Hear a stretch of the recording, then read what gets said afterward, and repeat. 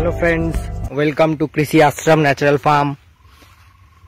আপনাদের আজকে দেখাবো যে আমরা যে ন্যাচারাল ফার্মিং প্র্যাকটিস করছি তাতে যে বায়ো এনজাইম বেসড যে কীট রোধক বলতে পারেন, আমাদের ন্যাচারাল ফার্মিং এ কীটনাশক বা কোনো জীবকে মেরে দেওয়ার কোনো প্রভিশন নাই, তাই আমরা এটাকে রক্ষা কবচ হিসেবে ব্যবহার করি এবং তার যে রেজাল্ট কিটের ওপরে সেটা আজকে আপনাদের দেখাবো প্র্যাকটিক্যাল। এই যে দেখছেন আমরা এখানে যে বিড়ি কলাই লাগিয়েছি, এখানটা দেখুন, দেখলে বুঝতে পারবেন প্রচুর পরিমাণে লেদা পোকা এই টোটাল গাছটার মধ্যে লেগেছিল। এদিকে যে দেখছেন ওই দিকটা দেখাই।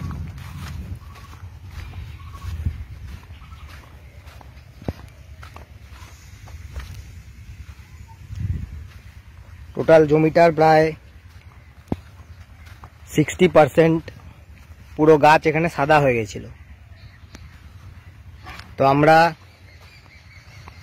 যে প্ল্যান্ট রক্ষক নামে যে আমরা বায়ো এনজাইম বেসড ফর্মুলা করে যে লিকুইডটা এখানে আমরা স্প্রে করেছি, তার রেজাল্ট আজকে 4 দিনের মাথায় টোটাল জমিটা দেখুন পুরো সবুজ হয়ে গেছে আবার, এবং নতুন পাতা বেরিয়েছে এবং নতুন করে লেদা পোকা আর দেখা যাচ্ছে না, এবং লেদা পোকা যে খাচ্ছিল সেটাও প্রতিরোধ হয়ে গেছে। এ দেখুন, এই মাঝখানটা দেখালে আরো ভালো বুঝতে পারবেন। এ দেখুন, এইগুলো পুরো খেয়ে একদম সাদা করে দিয়েছিল, এগুলো আবার সবুজ হয়ে গেছে নতুন পাতা বেরিয়ে।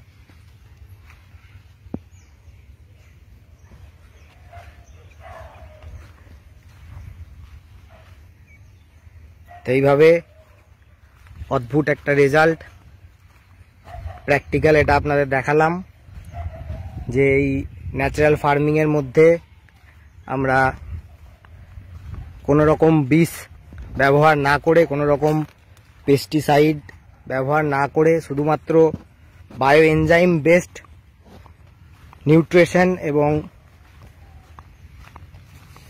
কীট বিতারক বা কীট প্রতিরোধক সম্পূর্ণটাই বিষমুক্ত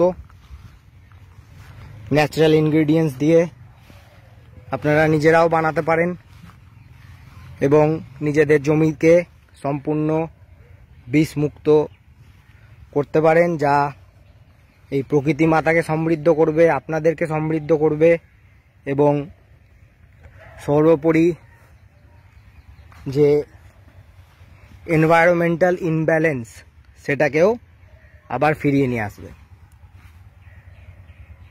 তো আশা করি আজকের এই প্র্যাকটিক্যাল প্রতিবেদনটা দেখে আপনারা উৎসাহিত হবেন এবং ধীরে ধীরে কেমিক্যাল ফার্মিং থেকে ন্যাচারাল ফার্মিংয়ের দিকে এগিয়ে আসবেন।